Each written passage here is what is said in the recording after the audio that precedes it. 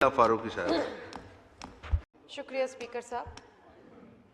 سر میں ایک ایسے اہم ایشو کے بارے میں سر بات کرنا چاہتی ہوں جس کے اوپر پچھلے دنوں میں نے اس ایوان میں ایک انتہائی محترم، انتہائی سینئر اور انتہائی معتبر رکن کو اس پہ تقریر کرتے ہوئے سنا.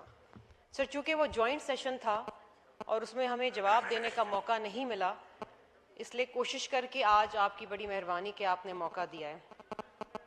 سر میں بات کرنا چاہتی ہوں اس ملک کی کم عمر بچیوں کا جن کی کم عمری میں شادی کر دی جاتی ہے، اور جس کے اوپر اس ایوان نے بڑی جد و جہد کر کے، بڑی ڈیلیبریشنز کر کے اور بہت ہی تکلیف دہ پروسیسز سے گزر کے قانون سازی کی.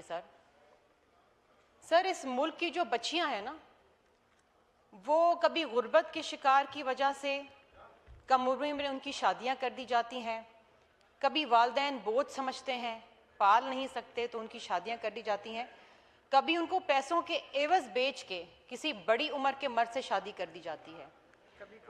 سر اس ایوان نے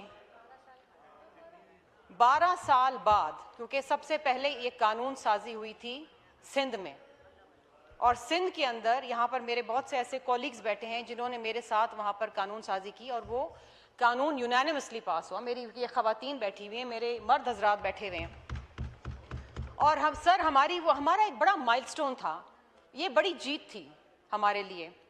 سر پھر اس ایوان کے اندر مختلف لوگوں نے مختلف ادوار میں کوشش کی، جد و جہد کی، لیکن قانون پاس نہیں ہو سکا. سر 2025 میں I C T child marriage restraint act pass ہوا اور پھر وہ سینٹ سے پاس ہوا. پھر صدر پاکستان جناب آصف علی زرداری صاحب نے اس پہ دستخط کیے تو وہ قانون بن گیا. And I am so proud of the president, because جب پریزیڈنٹ صاحب کے سگنیچر کا وقت آیا تو ایک کال دی گئی کہ ملک گیر احتجاج ہوگا اگر صدر مملکت نے اس قانون پہ دستخط کیے.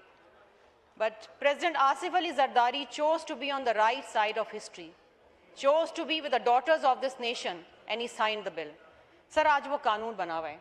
سر میرا ایک بڑا اہم سوال ہے، اگر آپ 11، 12، 13 سال کی بچے، سر نہیں سر، پوائنٹ آف آرڈر پہ اتنا نہیں، اور ممبران نے بھی بولنا ہے. سر یہ بہت اہم ایشو ہے، اس کے اوپر بڑی ڈسکشن ہوئی ہے اور جوائنٹ سیشن میں ہوئی ہے، آدھا گھنٹہ ہوئی ہے. سر مجھے جواب دینا ہے، کیونکہ نہ صرف میں اس قانون کی بانی ہوں، میرے ساتھ یہ پورا ایوان اس کا کسٹوڈین ہے. اور اگر اس ایوان کے اندر ایک رکن قومی اسمبلی جو خود قانون ساز ہے کھڑے ہو کے اس قانون کو چیلنج کرتے ہیں تو سر اس کی سزا کیا ہے؟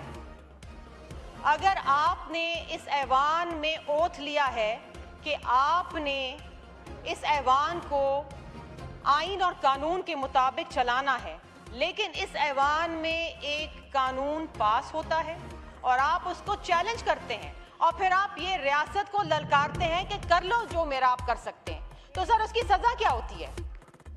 یہاں پر کوئی جواب دینے والا ہے؟ کوئی پوچھنے والا ہے؟ یا یہ کہہ کر، یہ سن کر کہ جی یہ شرعی معاملہ ہے، یہ اسلامی نہیں، یہ شرعی معاملہ نہیں ہے، یہ اسلامی معاملہ نہیں ہے. شکریہ. مبارک زیب صاحب.